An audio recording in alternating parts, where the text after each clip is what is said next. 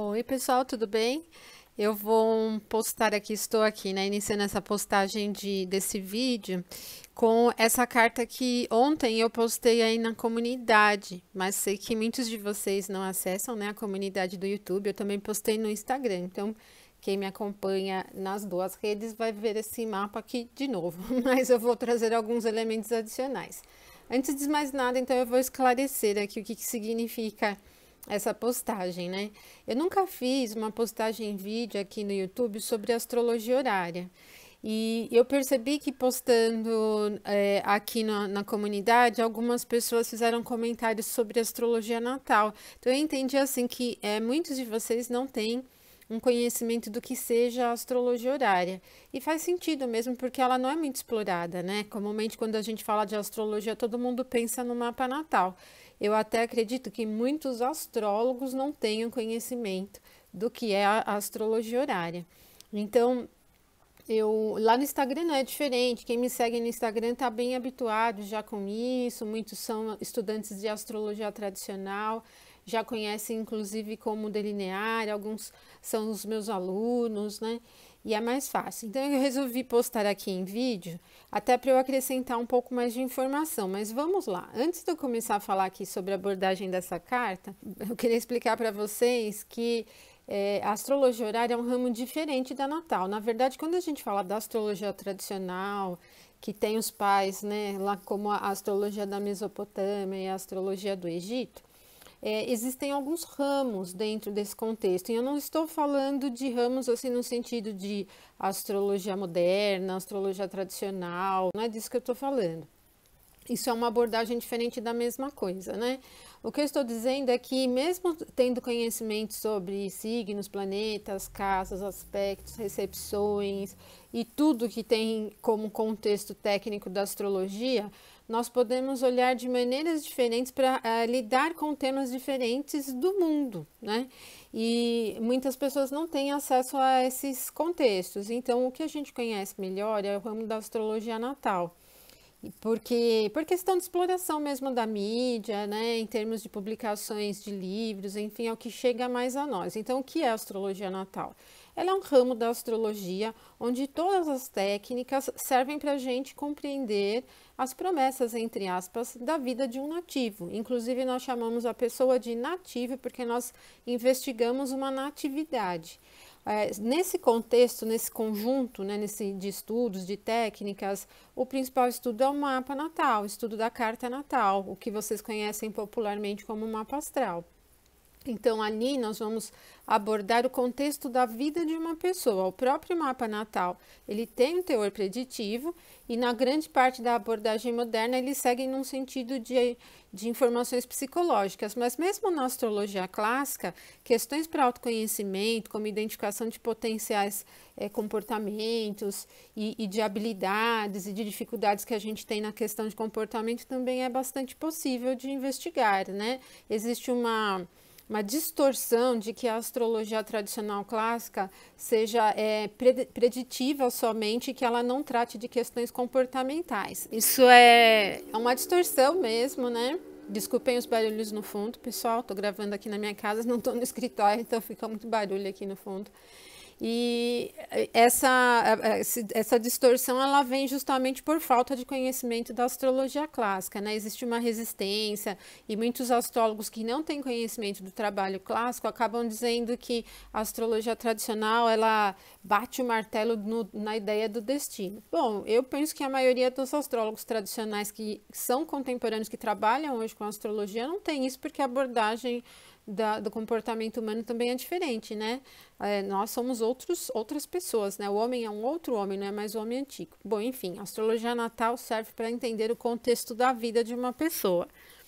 E paralelo à astrologia natal, mas não fazendo parte da astrologia natal, a gente tem a astrologia mundial, por exemplo, né? Um outro ramo da astrologia, também com um conjunto de técnicas para observar as questões do mundo, as relações entre os países, nessa questão geopolítica, a questão do clima, por exemplo. O Ptolomeu mesmo tem no trabalho dele alguns capítulos ali no Tetrabíblos para lidar exatamente com o estudo climático, né? e muitos outros astrólogos também. Então, tudo isso entra no contexto da astrologia mundial. E existem algumas técnicas, a avaliação das grandes conjunções, como a gente teve em dezembro de 2020, né, uma grande conjunção entre Júpiter e Saturno, os eclipses, as lunações, os mapas de ingresso também, né, os mapas da independência, dependendo do país, né, que foi colônia, depois se tornou independente, muitas vezes o mapa da república de um determinado país, né? Então, existem observações específicas para um trabalho mundial. Por exemplo, a gente consegue entender numa abordagem mundial quais seriam as probabilidades de existir uma pandemia ou uma epidemia, por exemplo, quais são as tendências financeiras, né? Eu faço aqui no canal a análise dos mapas de ingresso, né? Então, é um conjunto de técnicas que servem também para o trabalho mundial. Então, ele não faz parte da astrologia natal. Isso é bem importante para a gente saber, para não errar na utilização das técnicas, tá? Por exemplo, a trabalhar com grandes conjunções para avaliar questões do mapa natal. Não faz sentido nenhum, porque grandes conjunções é um tipo de estudo que a gente faz para o contexto mundano, tá bom? Um outro ramo da astrologia, astrologia médica. Esse é um ramo onde a gente consegue investigar as questões de saúde, vitalidade e de uma doença, como pelo mapa de decumbitura, né, que é um mapa de quando a pessoa se torna doente, fica doente, como a doença tende a se desenrolar, se ela é uma doença aguda, se ela vai para uma doença crônica, quais são os dias críticos daquela doença, né? Então, é um estudo particular de questões de saúde, que é paralelo ao ramo da astrologia natal, pode até ser trabalhado em conjunto, né? Mas nós usamos inclusive os dados da carta natal para investigar questões, tendências corporais, né? Também, esse é bem paralelo, ele fica muito unido aqui ao estudo do mapa natal, tá bom?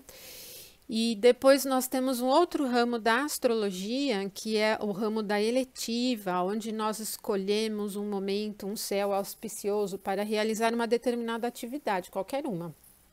E eu posso escolher um céu auspicioso para fazer uma compra, vamos comprar uma casa, por exemplo, então eu escolho um momento adequado para fechar um negócio de uma compra, posso escolher um momento adequado para realizar uma viagem, para realizar um casamento, para abrir uma empresa, para manter uma conversa com alguém, para marcar uma reunião, para muitas coisas, qualquer coisa, fazer uma cirurgia, fazer um tratamento estético, muitas coisas podem ter os seus momentos, na verdade eu diria que todas, né, podem ter os seus momentos escolhidos por meio de uma avaliação eletiva. Então, em todos os ramos da astrologia, nós usamos os conhecimentos de planetas, dos zodíacos, dos aspectos, das casas, das recepções mútuas, das dignidades e debilidades essenciais e acidentais, e de uma série de outros fatores. Só que cada uma delas tem um olhar diferente, né? A maneira como a gente usa esses recursos é diferente. E esse ramo da astrologia horária é um outro ramo da astrologia que flui paralelo. Então, vocês estão percebendo que esses ramos, eles são paralelos, eles não fazem parte uns dos outros, né? E o ramo da astrologia horária é o mais oracular da astrologia, porque é aqui que a gente consegue responder a perguntas específicas. Eu não posso responder, por exemplo, essa pergunta de vou encontrar o amor da minha vida, que foi uma cliente minha que fez, dentro da abordagem natal. Na verdade, até na carta natal existe uma casa para se identificar as questões de relacionamento, que até você pode responder de uma maneira genérica ali, né? Até tem alguns apontamentos no sentido preditivo que vão dizer, você vai encontrar ou não. Essa pergunta até é possível responder, mas se eu perguntar assim, perdi meu óculos, onde está meu óculos? O mapa natal não responde, né? Se eu perguntar, vou conseguir este trabalho, o mapa natal não responde, porque ele tem uma casa relativa à carreira que diz sobre o contexto da carreira ao longo da vida, e não sobre aquele trabalho especificamente, né? É que essa pergunta, ela tem uma abordagem que pode ser observada dentro da carta natal, mas não tão direta como aqui na horária, tá? Por isso que eu digo, tem que ter um pouquinho de cuidado quando a gente associa posições do mapa natal com as posições da astrologia horária, tá bom? Então, é nesse trabalho que a gente vai fazer a análise dessa pergunta. E aí eu vou explicando para vocês o passo a passo, tá? De como eu cheguei a essas informações que eu coloquei ali nas postagens. Bom, então, essa pergunta foi feita por uma cliente minha que me autorizou aqui para eu trabalhar com ela aqui no vídeo, nas postagens, né? Ela saiu de um relacionamento longo, 8 anos. Ela estava com uma pessoa que desde o início do relacionamento ela já teve problemas, né? Ela não se sentia muito amada, muito desejada. Mas ela percebia traços na pessoa com quem ela estava que indicavam que que ele gostava dela, estava afim dela e tudo mais. Então ela entrou numa relação. E ele mudou um pouco o comportamento no começo, no início do relacionamento era um pouco mais competitivo, até um pouco mais agressivo, e depois foi ficando um pouco mais tranquilo e tudo mais. Só que não preencheu essa necessidade dela pontual. E há 8 anos ela vem esperando que ele se posicione, quer dizer, ela vinha esperando, né?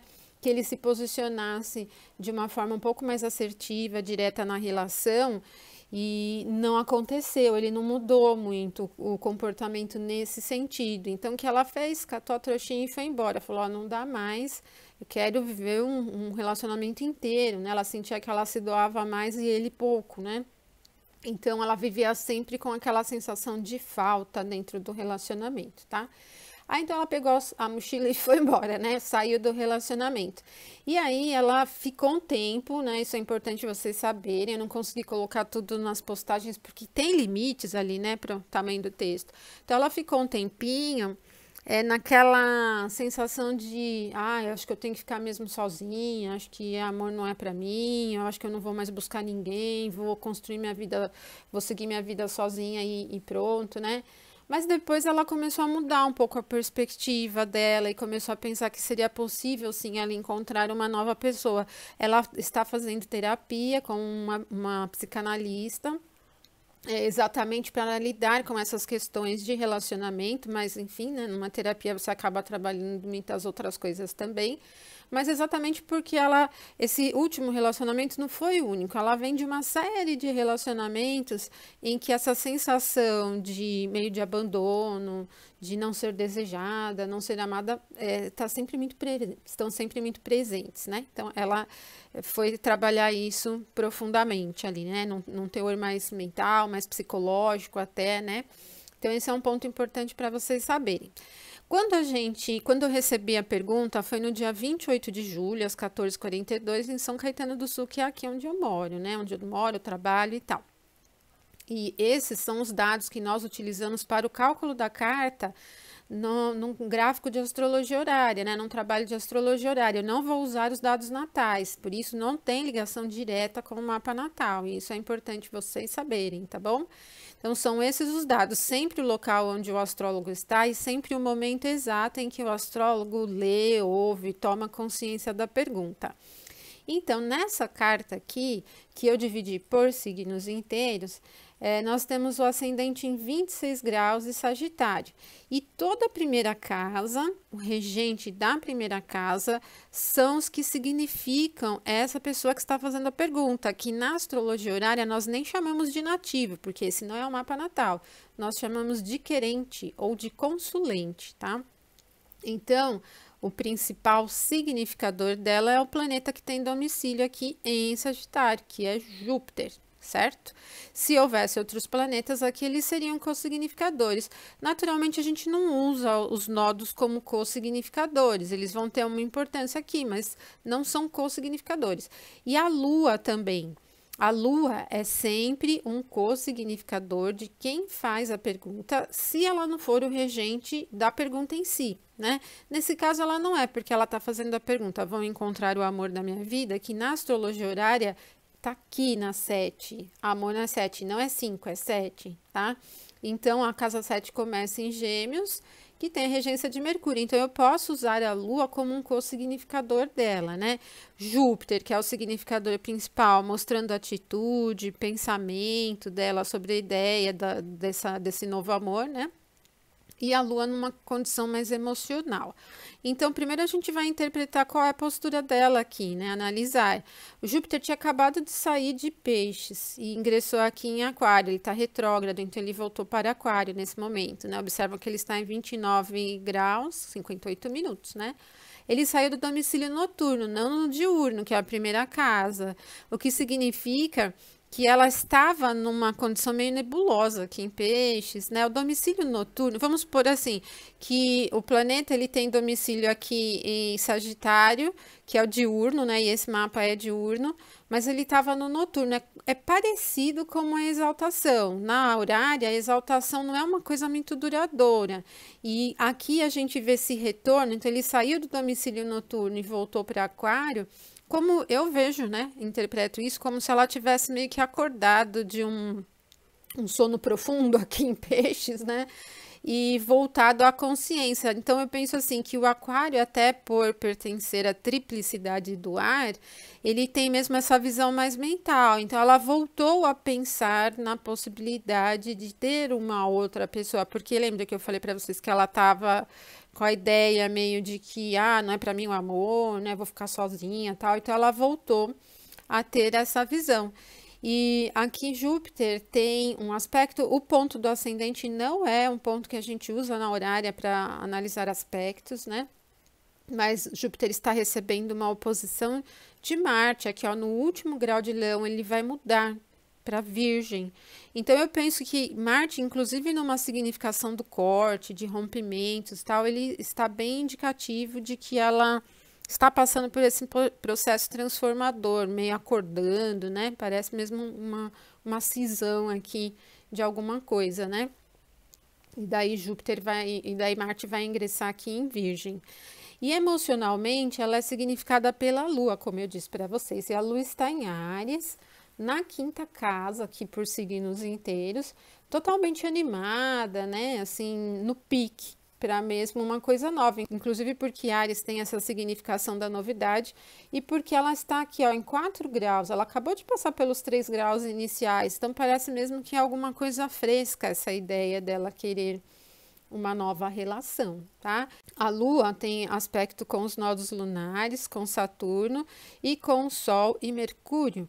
Acabou de se afastar de um aspecto a Mercúrio e está se aproximando de um aspecto ao Sol, tá bom? E o amor dela onde está? Então, esse daqui que ela pergunta, o amor da minha vida, tá aqui na casa 7, sempre na horária, quando a gente se refere a alguém, a assuntos de relacionamento com alguém, vai dizer sobre a casa 7. Então, o principal significador dessa pessoa que ela chama de o amor da vida dela é Mercúrio, que está aqui na casa do Sol, na casa 9, mas ele está combusto, ele está se aproximando do Sol e está invisível, está nascendo e se pondo junto com o Sol no céu, né? Nascendo durante o dia. Isso quer dizer que nós não vemos Mercúrio no céu. E traduzindo isso, então, para a questão da vida, aqui na situação dessa pergunta, isso significa que essa pessoa não é vista, ela não existe ainda na vida dessa mulher que fez a pergunta, né?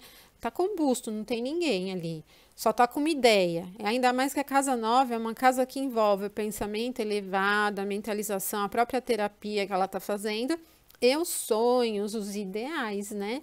Então, isso pode significar mesmo que essa pessoa está num plano dos sonhos, né, dela, não está numa perspectiva de alguém que existe e não existe mesmo, né, porque ela coloca eu vou encontrar o amor da minha vida, isso significa que não tem mesmo ninguém em vistas, né.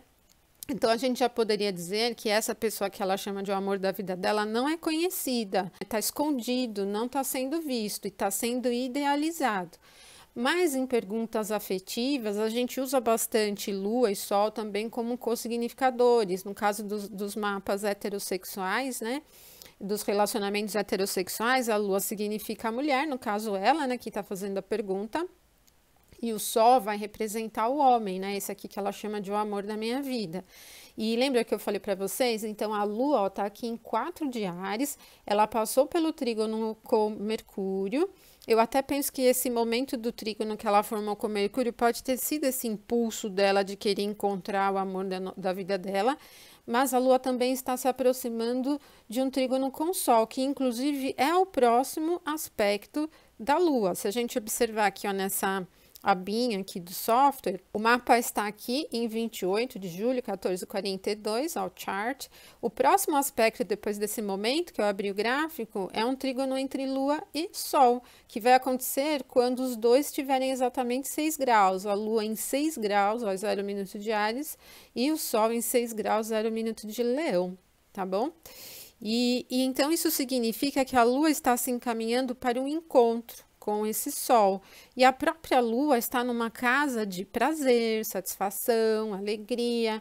Então a gente pode responder para ela que ela vai sim encontrar o amor da vida dela. O sonho dela desse amor vai ser realizado, inclusive porque ele está na casa 9 dos sonhos e ela quem está se dirigindo para lá, né?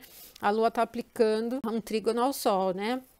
Então, apesar de termos os significadores dessa pessoa que ela chama amor da minha vida na casa 9, que é uma casa distante, tanto da distância física, né? Porque envolve outras culturas, o além-mar, por exemplo, pode significar mesmo uma pessoa em um outro país, em um outro local, mas também no sonho, no ideal, né? Essa pessoa está ali, mas deve ser o cara, né? Porque é um sol no seu domicílio, né? Deve ser o cara. E eu achei interessante também a gente observar que se pegarmos os regentes principais dela, Júpiter, e o regente principal dele, né, o amor da vida dela, o Mercúrio, eles estão no eixo entre casa 3 e casa 9, que é um processo da mente. Então isso dá um indício, mesmo que esse trabalho mental, psicológico, né, essa terapia que ela vem fazendo, pode surtir mesmo o efeito de levá-la, né, ao encontro dessa pessoa, porque é bem um eixo mental, né, que está muito ativo. E o Júpiter dela ficou desapontado mesmo, né? Assim, a gente pode dizer que ela está mesmo desapontada, porque tem Júpiter aqui em Aquário, no exílio do Sol, né? E isso já é uma representação que, assim, ela está em busca, mas ela ainda não conhece. É como se ela estivesse pisando num terreno ainda meio vago, né? Parece que é uma ideia distante ela tem um amor da vida dela, mas pelo aspecto da Lua com o Sol, que responde uma pergunta de futuro, do eu vou encontrar, ele diz que vai existir um momento que ela chegue a contato com essa pessoa que ela chama de amor da vida dela, tá bom? E assim, se a gente estiver medindo os potenciais, né, por dignidades essenciais, esse Júpiter dela não está muito potente, porque apesar de Júpiter ser um regente participativo da triplicidade do ar, então já não tem poder por domicílio, não existe planeta com exaltação em Aquário, esse Júpiter não tem poder por triplicidade, não está no próprio termo e não está na própria face, né? Agora o Mercúrio está na face de Júpiter. E pode ser que exista essa pessoa aqui buscando a ela também, de uma certa forma, né?